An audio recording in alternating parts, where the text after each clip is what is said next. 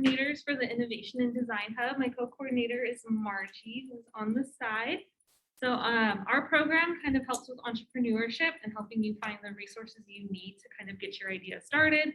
Even if you don't have an idea and you kind of just want to learn about entrepreneurship, you can come visit us and kind of think out what fields you're looking into, hopefully find you a coach to kind of get those ideas running. And if you have those ideas already ready to go, we also can find you funding opportunities to get that idea up and running. We recently just had a business competition where a winner could win $1,000 just UC Merced level. And then once you move forward, you can move towards the national competition and win up to $5,000 for your business. So there's definitely opportunities if you have ideas to find funding, get you the mentoring and coaching you need. So that's what Margie and I will do. We're actually based in the library.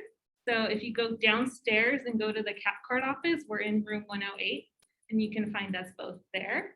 And then also a co-sponsor is the SBDC Center. And we do have Kyoto here to present to you what kind of resources they're available to give to you.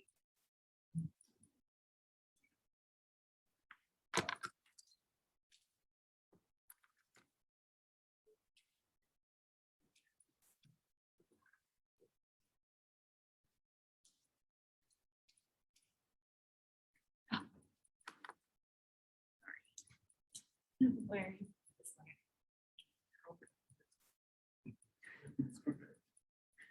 Good afternoon, everybody. I'm so glad you guys are all able to make it. As from what I've heard from Cynthia, is that this is the largest turnout of an in-person event here with the Innovation Hub.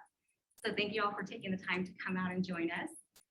My name is Kyoto Zhang. I'm the Assistant Regional Director at Central California SBDC. And today, I just wanted to say that we are all here for a common purpose. And that purpose is that you guys are all either aspiring entrepreneurs or already in business. So the reason why I'm here is that, I wanted to share with you guys what we do at the SBDC. First off, I just wanted to thank our sponsors. We are funded in part by the SBA and also through a grant with the Governor's Office of Business and Economic Development. So that's how we get our funding to be here in the community and serve you guys. And just a little bit of what we do. The SBDC is hosted by UC Merced since 2003. And we do cover 14 counties locally. We are a total of 6 service centers and UC Merced SBDC being the newest one. So UC Merced SBDC opened in 2019. And we serve Merced and Mariposa counties. Some of the things that we do offer, as what Cynthia just mentioned, is that we have free, no cost, no obligation consulting services. And so our panelists here today is going to tell you a little bit about how they started, what their journey looks like, and how the SBDC has contributed to their business success. There are multiple ways of you guys contacting us, and also a lot of the registrations that we have online. We have workshops, we have training resources that you guys can access for free. We have about 15 business consultants who can help you with your business plan, with your marketing strategy, and how to write a business proposal. So all these things, you can contact us.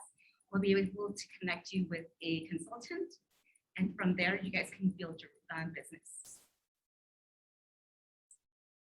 So that's just a little bit about the SBDC, and I'm going to turn it back over to Cynthia. Thank you, Kiko. Back to the big screen. With that being said, we'll go ahead and introduce our panelists. So we'll go ahead and start with David and then move this way. Hi, yeah, my name is Daniel Oh, Varethia. sorry. Oh, it's okay. Daniel. I'm the owner of Little Oven Pizza, downtown Merced on Main Street. I've been open and operating since February 2016. So just last year, we celebrated our 5th year of business. My background, I have an undergraduate in English literature, never really thought about ever being a business owner. And then after working some odd jobs, I grew up in Philadelphia area. So working some odd jobs in Philadelphia, I sort of settled into doing work with supply chain and logistics and trucking. While I was doing that, I decided to get a master's business degree in MBA from Temple University. And then my fiance at the time received a job offer to become a librarian at UC Merced. So we moved to Merced.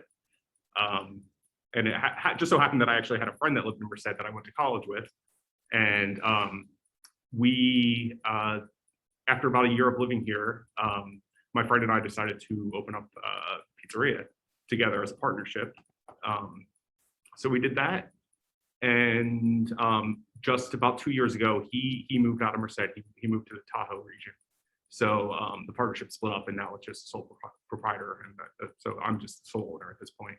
Currently, we have 11 employees, and I think we've been working on building a pretty strong reputation in the town.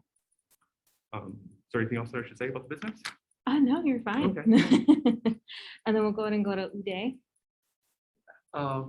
My business is not as delicious as these two. So, so I run the Bali Learning Center, which incidentally was the first business that came out of UC Merced. So I graduated from the UC. I started in 2005.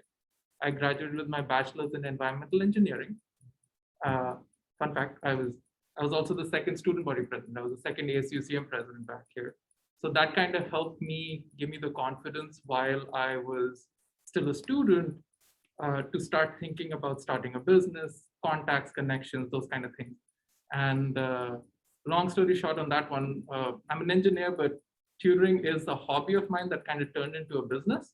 And thanks to the SBDC and there's Kurt in the back over there, literally thanks to him and his counterpart, Bill Anderson, is why I'm sitting here. Because they helped me come up with the original idea. They helped. I was a graduate student when I started it. I literally no money in the bank. I didn't even have the guts to sign a long-term commercial lease, but so that's where the SBDC kind of kicked in, and I think they took me under their wing even personally and helped us out to begin, and then slowly and steadily we have grown from there. So we literally started at a church. It was the First Baptist Church in Merced, and since from there we have grown to 3 physical locations and then the online center. So I have centers in Merced, Turlock, Modesto, and then the online center, which is actually turned into, thanks to COVID, the biggest of the 3. And then we have contracts at a lot of the school sites and stuff. So over the last 12 years or so, we've taught a little over 14,000 students. Currently, we have a staff of about 50, 55-ish, and we're on track to hit about 100 by the end of the year, or at least in the next. And then we'll go ahead and move on to Melissa. Hi, I'm Melissa Eisner. I own Coffee Bandits. Let's see, I started in 2011, so we're coming up on our 10-year anniversary, which is really exciting. The journey to get there was, my background was basically in coffee. I worked as a barista at several different coffee shops. And when I moved to Merced in, I think 2009, 2010, the recession had just happened and things were pretty bleak in the coffee scene in town. It felt like there was a need in the community for kind of like community-oriented coffee space. And that was kind of the impetus behind opening Bandits. And yeah, I'm still here. Well, thank you. We'll go ahead and get started, and you can kind of jump in wherever, if you have the first say in a question, you're more than welcome to say so. But the first one will be, what sparked your interest in becoming an entrepreneur? For me, it was almost out of necessity. So, you know, when I moved to Merced, I was unemployed for about a year. I had sent resumes out with my background in sort of supply chain logistics and, you know, and a business degree. I thought I would be a pretty solid hire for, you know, just a big ag company. So I was sort of shopping my resume around to, you know, tomato processors, nut processors, and things like that. I went on tons of interviews, and the more I learned about the companies, I was like, I don't know if this is a really good fit for me personally. And you know, I had a few offers, but just sort of the working conditions around that, I wasn't super comfortable with either. Like some of the places required like really long hours during harvesting seasons and stuff like that. And I just didn't think it was super compatible with the way I wanted to sort of live my life. So with that said, I was, you know, I always had this idea in the back of my mind, well, maybe I'll start something in Merced. And I remember, you know, going downtown, being a newbie in Merced, not really knowing Merced, and just seeing all its potential with all these empty buildings downtown, and thinking to myself, wow, there's, you know, there's plenty of opportunity here. People want to come down here and do stuff. There's so much, you know, so much potential in Merced. And that sort of drove me to, you know, sort of start finding ways that I could actually make something work. Cool. You guys want to jump in? That definitely resonates with me. The part where you went downtown and it was like, wow, that's a lot of empty buildings. And when the recession first hit, it was really bleak. And there was definitely a lot of that going on when I opened Bandits myself. Just this sense of kind of like possibility and like just totally open season, really. There's so many places to look at and so many possibilities that it was really kind of it was just so free and so possible. But yeah, I definitely, there was definitely that, and there was also a sense of like, I mean, people were really excited for the notion, and I remember it was like that for when Little Evan was open. Exactly. Yeah. People were, excited. there was a lot of just buzz around the fact that a new place was going to open up. Right. And, yeah. And it's not a tire shop. Mhm, Yeah. Sure. I mean, nothing against So tire yeah, shops. something It's that's unique and it has its own personality. You know, this is, you know, goes, you know, for Coffee Bandits as well. It's like, you know, has its own sort of, you know, sort of like statement, its own mission. It's not a chain store. It's not, you know, just like another, you know, Arby's down the street or whatever. It's, you know, something that you can only get in Merced, and it kind of like builds like a community pride around that. Totally. For me, it was kind of similar as well. It was one of the things that I was involved in when I was at UC Merced was this was kind of before. There might just be a few people in the room that might have know what I'm talking about. There was a period in the history of the UC where the first year when we were here, it was the pioneers class and everybody was dying to jump in and this and that. And then for about a couple of years, we actually saw a little bit of a decline in the number of students that were applying, and the excitement of the UC had kind of gone down, and then it picked up eventually. But then during that lull period was when I was student body president. So they sent me out on to like, hey, why don't you go let people know, let the principals and the counselors and the superintendents and whatever around students know that how great of a UC this is, and sell the idea, and that's kind of part of your job, or maybe you should take it on. So I was like, okay, cool. So I took it up on me, and I went and spoke to a lot of counselors and principals around, and they were like, hey, you know what, we'd love to send our kids to the UC. That'll be awesome. But do you know that most of our kids are not ready to go to the UC because some of them haven't taken the SATs, they're not exposed to it. That's why we still see a lot of kids from the LA or the Bay Area come over here. And so I was like, okay. So that's where at least the seed kind of came in, was they still need, just because physically the UC is here doesn't mean that more kids from around here can show up. So there needs to be a bridge between the school systems and the university system, and not just UC Merced, but any university. And so that's where the idea started. And I used to tutor on the side anyway. So one thing led to the other. And I was just like, you know what, I think I can actually make this work and pay some bills with this. So just kind of gave it a shot, and still here. I love that you guys all found a gap in the system and was like, I need to fill that. No, that's really cool. The second question will be, what was the transition period from having your idea to opening day? So can you describe like some of the obstacles and things that? Sure. I'll go first again. It was scary, honestly. So I think how we initially started was, our concept was that we weren't even going to have a physical building. We were just going to go to farmers markets and events and make pizzas there. So we pulled together a couple $1,000s. We were like, all right, let's buy, a couple small ovens that we can transport around, and we'll just, sort of like buy things as we need it. So we had like a really small dough mixer and basically just an oven to make pizza in our backyard. And while we were sort of working on this, and I was kind of developing a little bit of a business plan with that in mind, that concept in mind. Meanwhile, on Main Street, there had been a closed pizzeria, which is our spot now. It had been closed for probably about a year. When I first moved to Merced in 2014, it was open, I think, once, and I went there once, and I was like, this isn't great. And then it just stopped opening. So every day I'd go downtown, or once a week or so, go downtown and say, well, why isn't there a for lease sign on this place? And I actually remember it was Labor Day weekend of 2015. I did see a for lease sign on this building, so we jumped on it, and I called, and we went and took a look at it. It had everything we needed. It already had ovens, it had sinks, it had a refrigerator, it had a walk-in refrigerator. And it seemed pretty exciting. We came to learn that none of it worked. So the ovens didn't work, the refrigerator didn't work.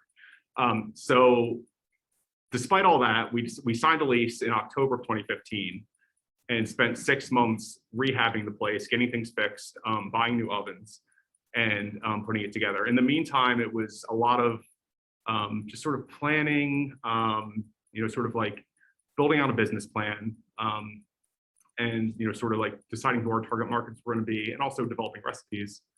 And yeah, it sort of all came together after we launched a Kickstarter around Thanksgiving of 2015, about 2 months before we opened. We raised over Kickstarter about $12,000 to buy a new oven, and we negotiated with the landlords to get the walk-in refrigerator fixed, and then from there it was sort of just started to snowball. It was pretty scary and pretty daunting, especially like not even necessarily like just getting the equipment and things like that together, but also just navigating the licensing and the all the paperwork that's involved with starting a business, whether it's getting approval from the health department, or getting a taxpayer ID number and things like that, where it's like, I don't really know what these things are. But actually, I did go to an SBDC seminar, and that helped a lot with just sort of learning, like, even just the steps of what you want to do. You want to do this step first. You want to, sort of talk to the city, then, then apply for the number through the state and stuff like that. So it, it all sort of fell together, but it was kind of like wandering through the woods for a while, not really knowing where you're going. And then, everything sort of started to fall into place a little bit more. Are we taking questions now? Yeah, go ahead. So you personally said you did it out of you needing to, but I feel like the main problem with starting a business is the initiative. Like, you had an idea, but actually taking that first step. So I was gonna ask, how long before, after you had the idea, did you actually like put it into action, like the first step to really starting your business? I think it was probably once we realized, once I realized at least that, I was willing to take a gamble. So I had a little bit of savings saved up. When we started the business, we didn't have to, go into debt really. So I had some cash stowed away, and we got the Kickstarter money. So we knew what our initial budget was going to be. So we were just going to work within that.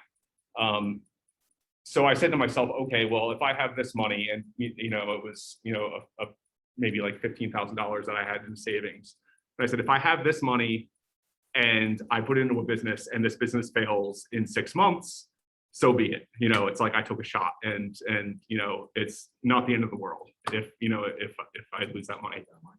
And yeah, so I mean, that was kind of it, and that was really what it took, was just sort of like having the gumption to actually take the risk.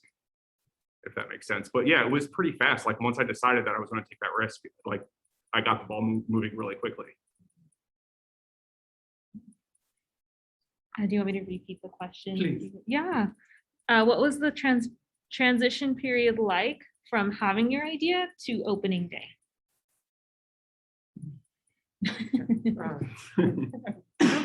Yeah, well, I think for me, there was kind of like,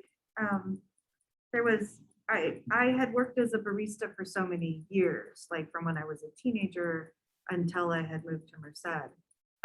And when I moved to Merced, there wasn't any opportunities to work as a barista. At the time, there just wasn't any place for me to do that job. So I actually worked as a tutor. Yeah, and I found that the tutor scene, the situation was was lacking, and it needed more every day. But yeah, there was that kind of like process was going on inside of me. Like, well, I had grown up in a town with a lot of coffee shops, and there was this feeling inside of me of like, how can people go through, like, how can people live in a location that doesn't have like this kind of like local vibe coffee shop? Like, how can this town, like where does the community go? Where do people go to study? Where do they go to, like, and the answer is you have to go to these chain places, and like that's just not, it just felt so wrong. And so that just kind of sat in me for a long time. And I don't know what I can't say what the exact moment is when I decided to start writing a business plan. It probably involved wine. I'm not gonna lie.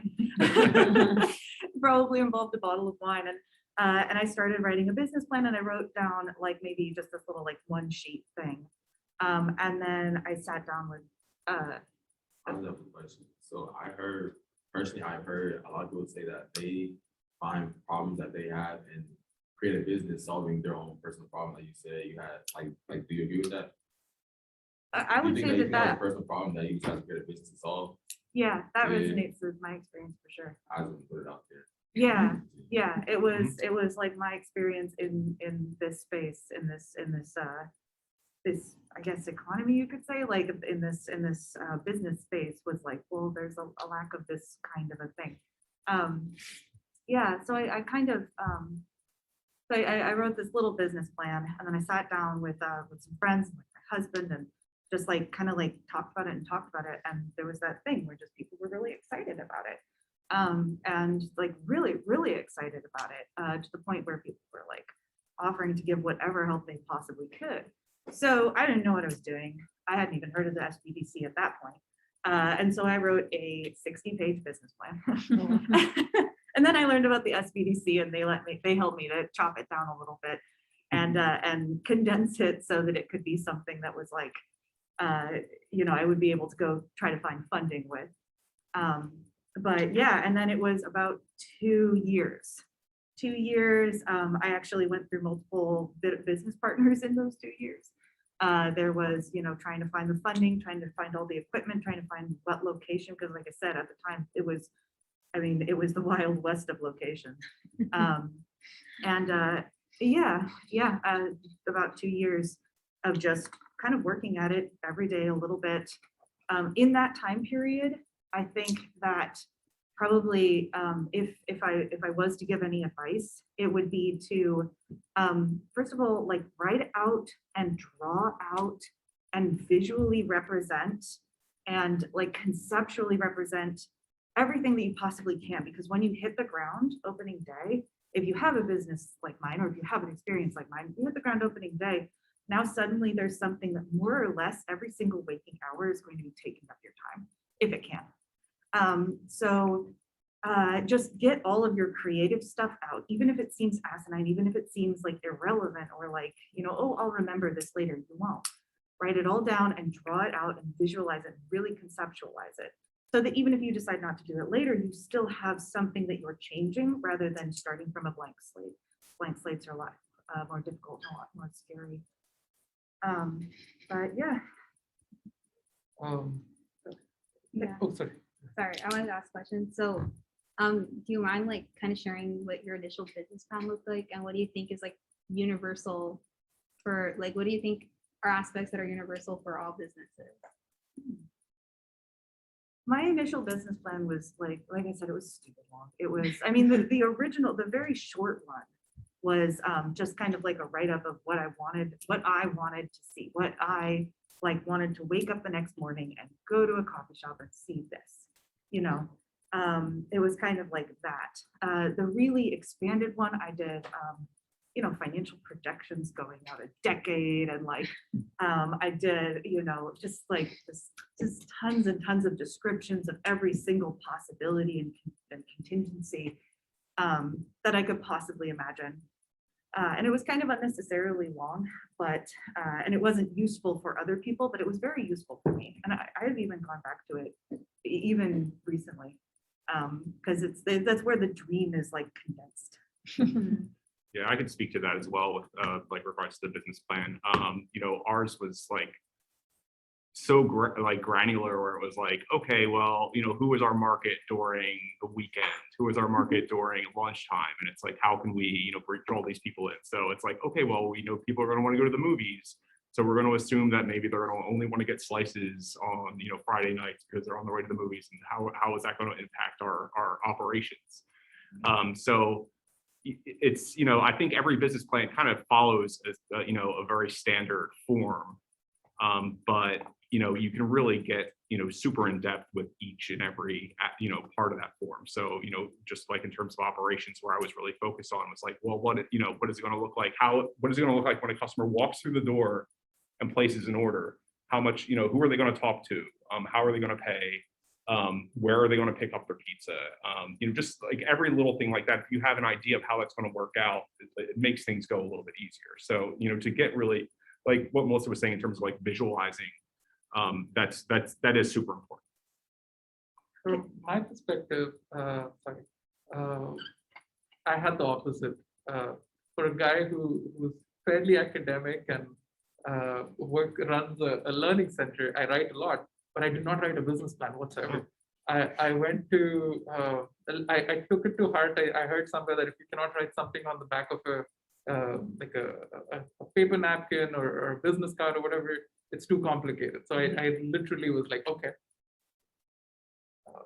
people can teach, people need to get taught. These guys get paid, these guys can pay, I can take a cut. Business plan done. So I keep it that simple, even though it's obviously gotten a little bit more complicated, but it's, as long as money out is Less than money in. less than money in, you're in business. So So nowadays, it's not a lot of brick and mortar businesses, all online, and that diminishes a lot of risks, like in terms of financial stability. So I was like, is there anything that y'all can say y'all learned that translates to an online business? That's honestly what I'm interested in. Okay. Yeah, I'll take that question. Yeah, it's tough. So, you know, if depending on what your business is online, online is a lot more, it's going to be a lot more competitive. You know, that's what I was gonna say. Merced, yeah. I feel like that was like the main thing that drew off was Merced, because there's no competition. So you know that your spot is Yeah, like Merced is a good spot because, you know, because there's a large market that's not being fulfilled and on so many different levels. You know, I had a few other ideas before I settled on pizza. You know, I kind of wanted to open up like a upscale, like cool, like kids toy store where, you know, it'd be like learning games and stuff like that, and like really cool, unique toys. But like, you know, if somebody can buy that for cheaper online, then you're going to have a tough time competing. You're competing with online resellers everywhere, you know, throughout the world.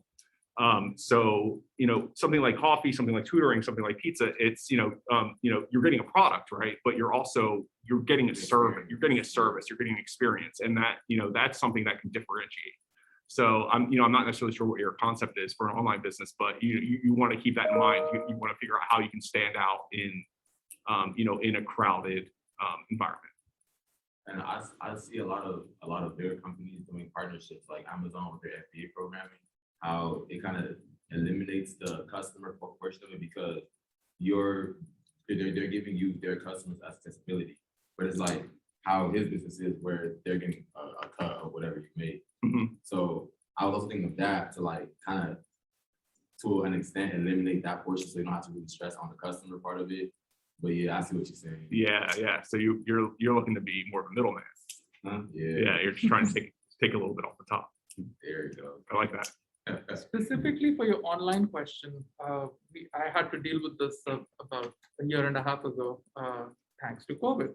I can literally tell the date, but then I had to make that decision to go online because we were expecting a second child, and COVID happens, and my business is starting to just fall like whatever Legos, or the bridge is kind of falling down, because it's like I have 3 physical centers, and I usually don't get text messages and calls as much personally, but I started getting calls from parents like, we don't know about this COVID thing, and I did not know what the heck a COVID was at that point. I'm like, what the heck is this? Because we were so involved in the baby and all that stuff, and then we're like, oh crap, like this is serious. It's coming to Merced, like it's a China thing, right? So parents started, we're going to keep our kids back, blah blah blah. On the side, I was always working for the last 5 years or so on an online platform, but one thing or the other, you just kind of get lazy, you delay it, you procrastinate. Oh, if only it's perfect, then I'll launch it online. So I was just kind of delaying the launch of the online center because life was working out well with the 3 physical centers. Why bother? Blah blah blah. Like what Daniel was saying, when you're going online, it's actually kind of tougher because there's more competition, right? So one thing. So for me, it was COVID actually kind of pushed me into getting online like this. So I actually went online in less than 48 hours because if I did not make the decision to do that, I would not have a business. And within, for the last 18 months or so, 90% of my business has been online. So that's where it's pushed a lot of the growth. We've actually hired about 35, 40 people specifically for the online center. So yeah, so need of the hour, you just take it sometimes. And that was literally my online business too, like my business plan. No one's coming in person, we're doing online. So sometimes just keeping it simple also helps, because otherwise you can just overthink yourself and just overcomplicate it and not actually pull the trigger on doing it. Sometimes it's just getting up and doing it. As silly as it sounds, that's how it goes. I wanted to kind of jump on that too, because I had the same experience with, coronavirus happened. We closed our shop for a couple of weeks. And in that time we opened an online store. And like, even when we were completely closed for a little bit, and we opened up an online store. And what I found was that people who had come to, like, who had lived in Merced and moved away, these names I recognize because I know these people, you know, and so like I'm getting all these orders from people, and they're in like Nevada and they're in Boston or wherever. And they like moved away, but then they saw that we opened up an online store and they bought a bunch of stuff from us because they had that nostalgia. So there's like having a brick and mortar and then moving to an online platform can have like advantages in that kind of way too. And that's what I was gonna go to. I was gonna say something, and because you're at the learning center and people go there, he's able to branch out with the connections online, so it's a lot easier to start an online business. So Yeah, and plus, you know, I can't speak, you know, specifically for Dave, but you know, you figure that he already had a market built, right? You know, he Yeah. already had his customer base, Mhm. and they were looking to move online because of COVID. So he either had to react, or they would be like, all right, well, I'm just going to go online and type in, you know, online tutor, and then he would lose them as a customer. And that actually goes to a question that I have. So do you think that starting a business, or let's not say business, because it's kind of vague into business, let's say an app or a program, which is quote unquote a business, even though there are other apps that are similar, do you think that there are some like factors that can still make that a successful possibility? I don't know if we're the right people to be asking about apps. Like I mean, Yeah, maybe we you run. have some Yeah, experience no, with it, I Marcel, don't. Yeah. But I will say, just, you know, I think from, you know, generally, and this is like just sort of going back to like my, you know, my MBA days, that like you really you need to focus on differentiation. So there has to be something that bringing Yeah, of course, that of is course. unique and, that's going to draw people. So say, I don't know, think of an app, TikTok, right? Okay. So I've never been on TikTok, but you figure, okay, it's like, I got this great idea and it's TikTok, but you can also do, something else. And then how are you going to move all the people that are using TikTok already to your platform? What is going to make them want to use your platform over what they're already getting from what they're already using? So it's like the same thing on how TikTok for all Instagram, Snapchat, and all their users. Sure. Yeah. And that's like moving a mountain, The question back Yeah. here. Yes, thank you. First of all, thank you for being here, and I appreciate everything you said so far in regards to sort of the initial start of like the growth of your respective businesses. I was curious if you can talk about sort of what it looks like right now. We sort of mentioned like discussion about online. I was curious, how do you go about establishing or setting up like milestones or goals for you like to have that continual growth that your business has? That's a good question. I'm not necessarily sure how much of that I'm actually actively doing, and that could be my fault as a business owner. I think during the early stages of growth for us, it was definitely more of a consideration. So it was sort of like, it wasn't like I'm not necessarily in the business right now just to like continuously making more money year over year over year. I'm not super growth focused. I sort of wanted to, plant a seed and watch it grow organically.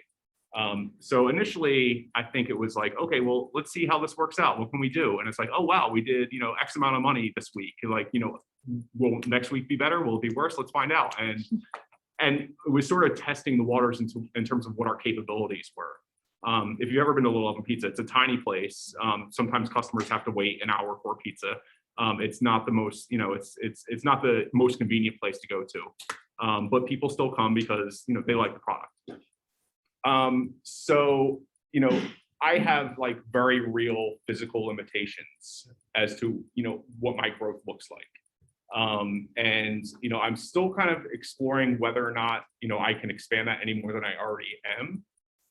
If I can make an extra few $1,000s a week, it's possible, but I have limitations physically with the size of my kitchen, the size of my ovens, the size of my staff, and also I also have like sort of maybe like moral obligations to my staff where it's like I don't want to work them to death. I don't want to really stress things out and really push my employees like beyond what I feel comfortable doing. So there's sort of a balance there. I don't know if that answers your question, but It does. I kind of come from the opposite end, but in a similar capacity. I like since day one, because I definitely started like bootstrapping it, as they say. I started with like just so little in my space, and so it's been constantly for 10 years, just like a constant like grind to get just a little bit more, just a little bit better. Upgrade this piece of equipment, upgrade this piece of equipment. And so for me, that process looks like writing that down and drawing it, visualizing it. Like I said, like I guess I'm really big on this like making it real in like this fantasy space before you like move and make it real otherwise, because then you can conceptualize it. If you need to replace that refrigerator, then like what refrigerator do you want? Do all the research, like go to other places that have refrigerators, see what they look, what they're doing. Yeah, that's what, so when I hear milestones, that's what I think of, upgrading little things one at a time and making things better and better year after year, very slowly. I like that. I like how you think about it. Because a lot of ideas, it does seem fake when you first think about it. Things like it doesn't seem realistic. So the way you phrase your answer, like it puts some reality to it. Like that actually happen. You can actually do what like that idea you have. You can actually make it a reality. Yeah, and sort of like just coming back to what you were saying, Melissa, like some big milestones that like just looking back on, I could think of is like hiring our first employee, or promoting my first employee to a manager position. So it's like what kind of like it's sort of like delegating responsibilities that are no longer on me as the owner and they're sort of being taken care of, and it's like, okay, well, things are growing, in the right direction. And just like sort of things like that, that, growth is happening, even if it's not, shown on your bottom line, on your business documents. This question is, I mean, I guess more so directed at Daniel and Melissa, but I don't really know how it affects that, but I know both of your locations are located on Main Street, straight right in downtown, right? And you're both food-based businesses. I know in that regard, location is an extremely important factor.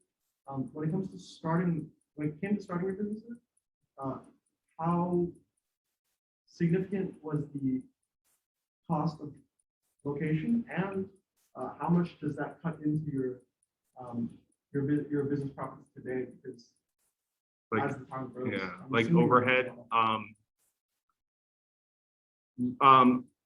Business leases downtown are relatively cheap. In my opinion, I would say compared to, say, maybe a new shopping center that's opening up. Like, I was talking with somebody who was representing the company that's doing the new shopping center across the street from Rayleigh's that they're developing. And they sort of like threw this idea of, oh, would you like to open up a shop? And it's like the costs are like insane. They're absolutely insane. But yeah, like when I stepped into the lease, I wasn't necessarily concerned about like paying, our rent on a monthly basis. It was more about the fact that like I had to sign a lease for 3 years, and whether or not I was actually going to be able to survive for 3 years. Covering the initial rent costs and like, also other overhead, right? Like your utilities and things like that, like all that stuff definitely adds up. But, that's part of working it into your business plan. You when you kind of do your sales projections and your projected P&L, you're already kind of compensating for those costs before you open. So you can say reasonably that you're not going to not be able to pay your bills. Yeah, when I opened Bandits, I didn't have my heart set on any one spot. It took me about a year of looking at different locations to find something that I really thought would work, and that I was really jazzed about. And even then, when I went into negotiations, I negotiated, like looking back on it, I don't think I would still have the nerve to negotiate the way that I did. But I got a really, really good lease. And it served me well for this many years. In Merced though, your rent is going to be, it's not going to be a huge, it's not, I mean, some of these businesses like in the Bay especially, you hear about these rents that are just insane, and the amount of cups of coffee you got to sell to make that is wild. But in Merced, I don't think it's that extreme. You just have to do a value analysis, and value is a very mysterious thing. So if you're speculating on a space like the one near Rayleigh's that's being built, that's a really difficult speculation to make. There's also, I mean, I keep bringing it back to this, but when the recession did happen, there was all of this speculation that had happened in Merced based on the UC opening up, and that like inflated prices, even commercial business lease prices by a ton. And so, at the promenade or in the Rayleigh's lot, there was these rents that were just really, really, really expensive. And it's this question of like, can I even do that? Can I even do that in a time when, when people don't have any money really? When we talk about that, it seems like putting myself into your shoes, I want to, get up and be like, okay, I'll just call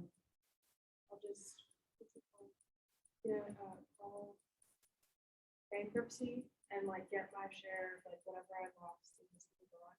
What kind of keeps you guys going even in those hard times? Like, what's the mindset that keeps you guys going? Well, I opened during the recession, so a lot of businesses did declare bankruptcy and close. You're asking if I were looking at bankruptcy, what would keep you going? I'm sorry, yeah, that question is a little bit unclear, but my question is more about like the mindset that is needed in order to like keep going even when things get tough, or when you feel like you're at your end, like your business is at your end, or at the brink of an end. What's the mindset that you kind of consistently go back to, or the, yeah, just the attitude of it, or your mission statement, or I think one thing to remember, at least for me personally, and I'm sure the number of variables, because we decided to become business owners instead of getting a job, we live in variables, right? One of the things that works for me is I live way below my means, way below my means, because just for making sure I have enough for a rainy day, and trust me, when you have a family, when you have kids, COVID was a rainy year, right? So it did not hurt to have some backup. And I did reach a point where I was sitting and scratching my head as to, should I just shut these things down? Should I shut down at least the Turlock or the Modesto? Because I don't see how this is going to work out. So one of the things mindset wise is, for at least that works for me, is one, always be honest with yourself as to what the reality of and your priorities are.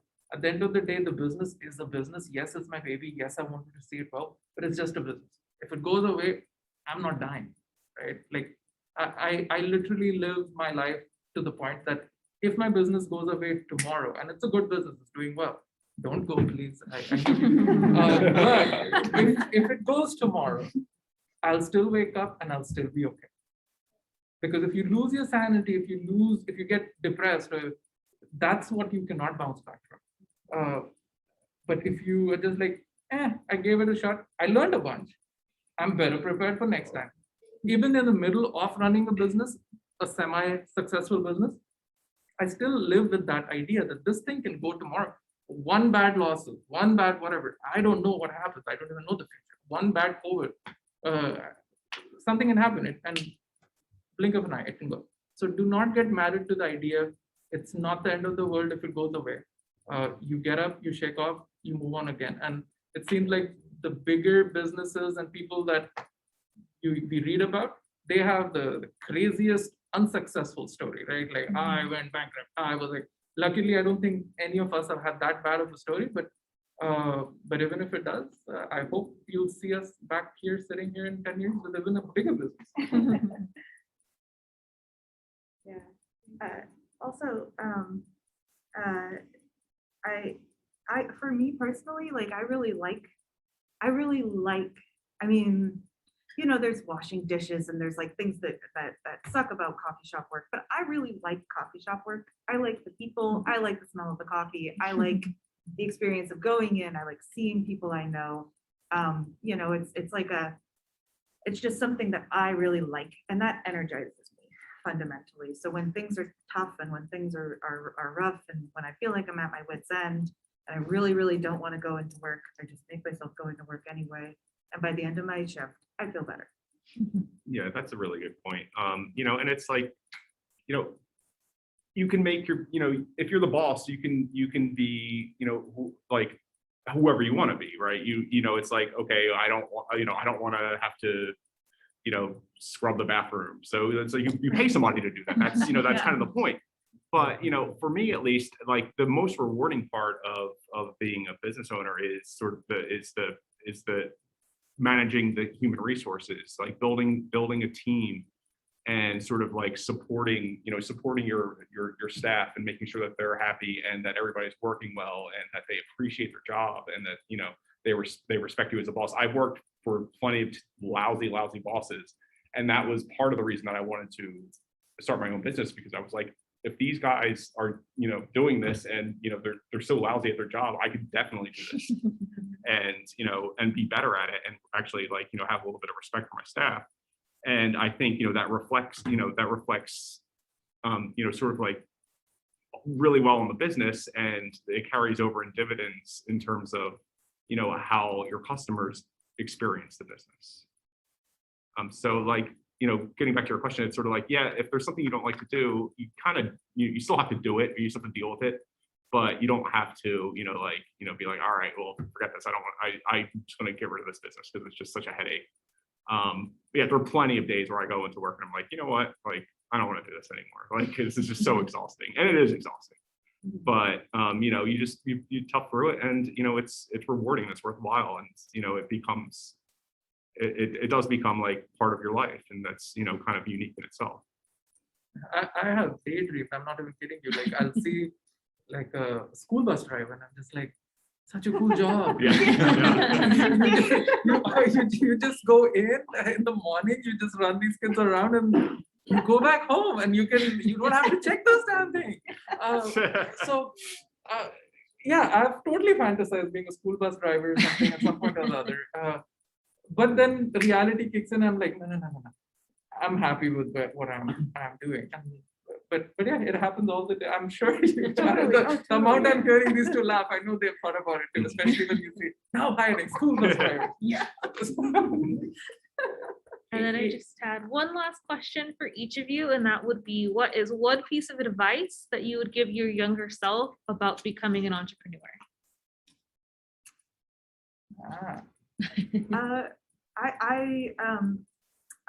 My advice to give to my younger self is, and this is going to sound kind of like a little rough, but like if I could genuinely go back and I could genuinely give one piece of advice about opening Bandits, it would be that it is going to take up a stupid amount of time.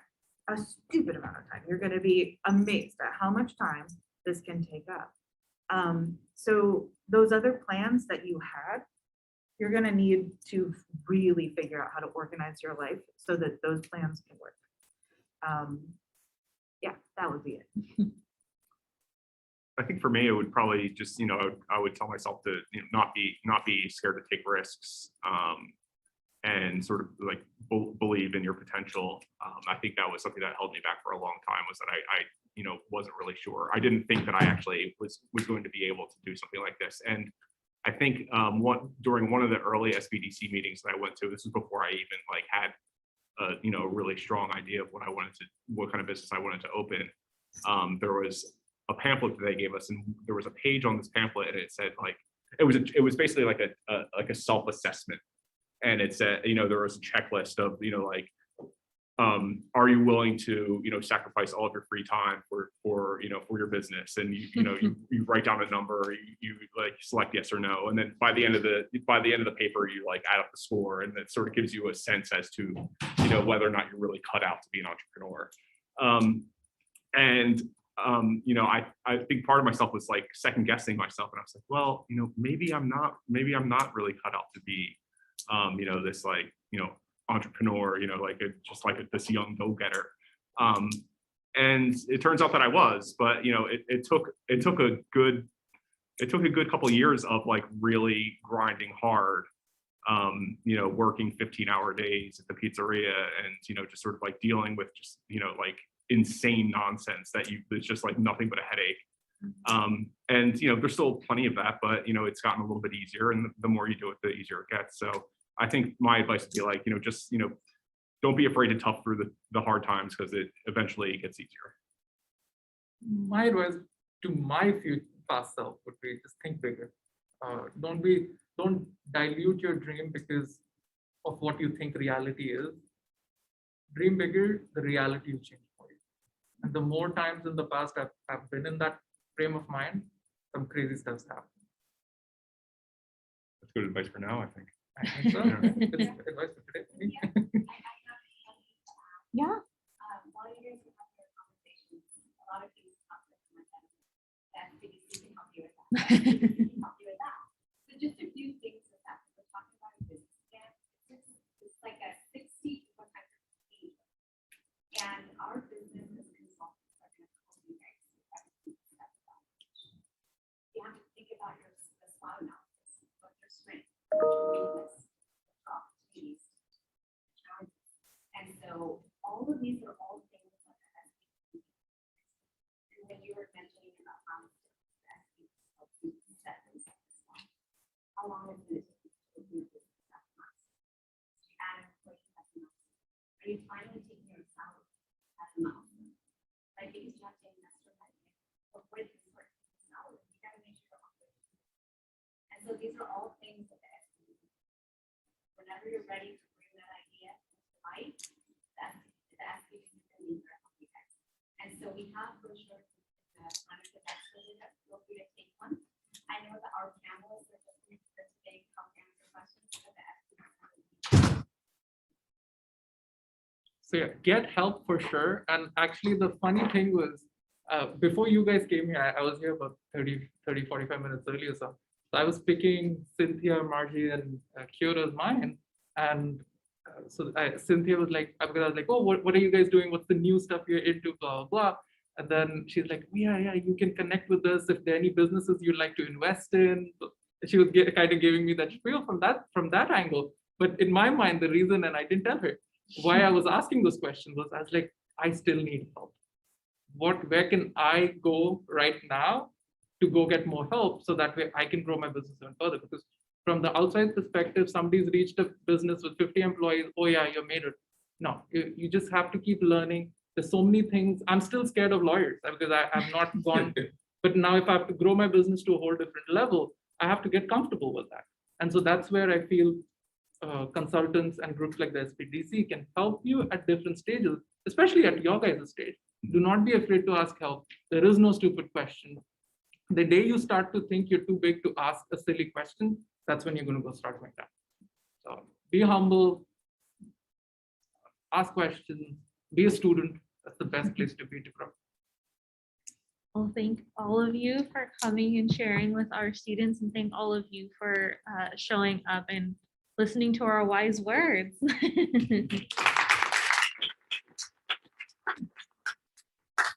If you have any questions for us, you can email Margie or I through the innovate@ucmerced.edu.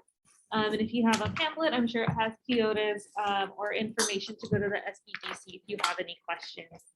But thank you again, and everyone have a great day. Yeah. Yeah, nice to see you. Yeah, good luck.